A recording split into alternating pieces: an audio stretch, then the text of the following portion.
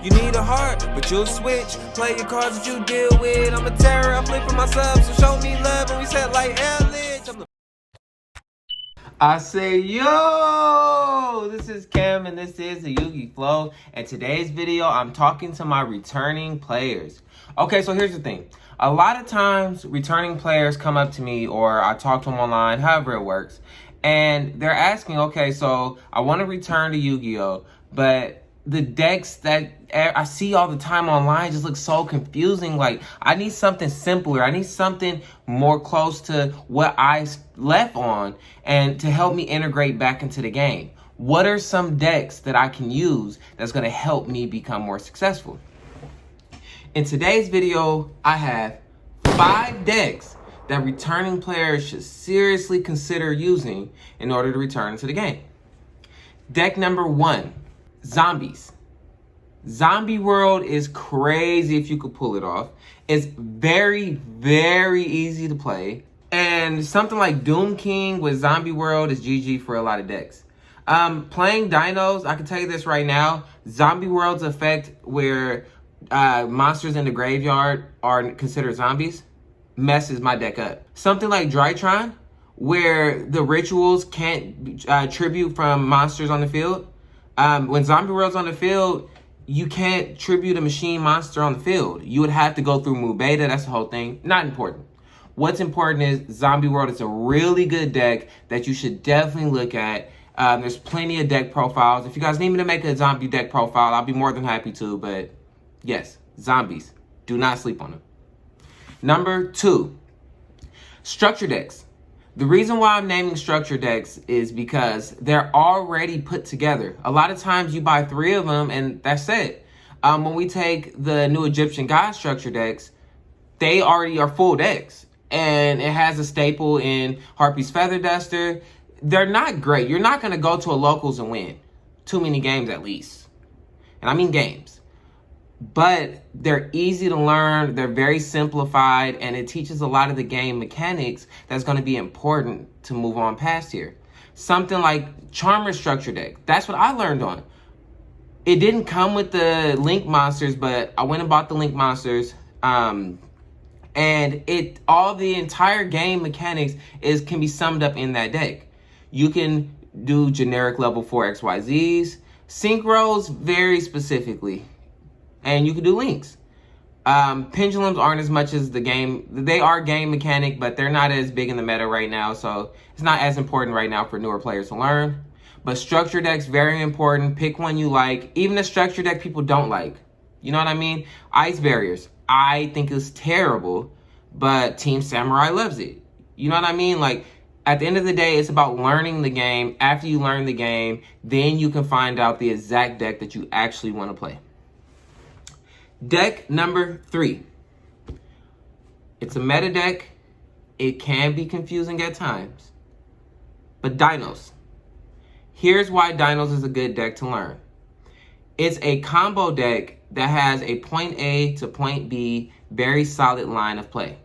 Now, good Dino players know how to play around hand traps and around interruptions. But at a base level, Dino combos are very straightforward. Baby summon baby, OV get Misk, Animadorn, pop baby. Like, literally, it's the same line of play. If you do not have a hand trap to stop me, and I have the same hand, I am getting to the same board every single time. There's no scenario where it changes. So with that being said, for a newer player, Dinos are very powerful. It gives you an idea of how strong the meta is today. But at the same period of time, it gives you an idea of how to learn combos because you're learning a combo that is very straightforward. I think it's great. Give it a shot. Free Misk. Number 4, Cyber Dragons. Hear me out. I do watch Cali Effects video. You should go check him out. Way bigger YouTuber than me right now, but I'll be there soon. Don't even worry about it. He thinks Thunder Dragons. I slightly disagree with him. I say Cyber Dragons. The reason I say Cyber Dragons is because it's a very strong, I'm not going to say meta relevant. They're probably still rogue at this moment. but they're very powerful if their engine can go. Meaning you are starting off with a deck that is fairly easy to learn, but very strong. So you're not gonna have to relearn a better deck if you like this deck a lot. A lot of the game mechanics such as chaining, special summoning, XYZ, links, fusions, all that is wrapped up into this deck. And it's a great way to not only learn the game, but you're learning the game at a fast pace, a pace that is more consistent with how the game is actually played. Cyber Dragons are really great, and it's really reminiscent of the old school Yu-Gi-Oh! It is a lot of combos, not in that state, but in the state of it seems a lot more like a combo deck that I was more accustomed to. So for me, when I saw Cyber Dragons, even with them doing the stuff they were doing, it wasn't like when I saw Dragon Link. And it was like, wait, what?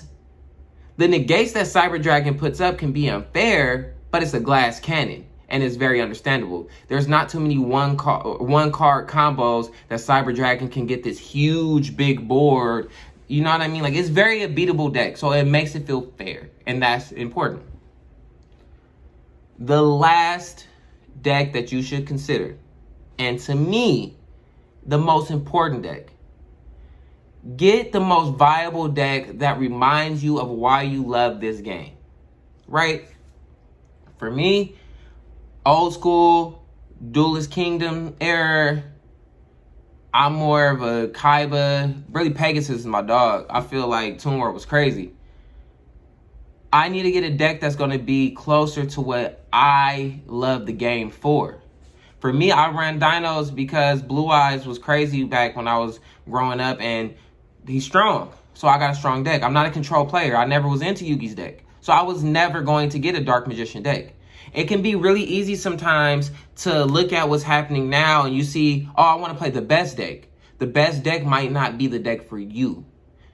Your friend may have some type of, I don't know, Madolche deck, but you want to play more control, and you might be better of an Altergeist player. You might be more of a Dragon Link player. You might be a Tri-Brigade player. There's a million decks. Do not let someone tell you a deck you can't play. If you want to play War Rock, why? Broskies, this is a shot to y'all. You want to play War Rock, play it. You know what I mean? If you came in and Stardust Dragon was everything before you left, and that's your favorite, and that's what you like, play Stardust Dragon. But you need to play something that's going to make you happy, because you will not stay in this game if you can't be happy. And even if winning makes you happy, you need to win a way that makes you happy, or you're going to get burned out. Simple as that. So with that being said, those are 5 decks that I need my new players to really look at, to think about. You'll be successful. Go in the comment section. Tell me if you feel like there's a deck I missed. Tell me if you feel like you don't agree. Tell me if you feel like we can do anything to get Misk off this ban list. 1 is not enough. That being said, I'm the best. I don't fail shit, I don't rest. Or scoop a brick, I won't let you take a win, that's 2-0. Move slow when I combo, that's Dragon Link. Pass turn, no need to think. The world I'm in is virtual, where the sky's Ojama pink.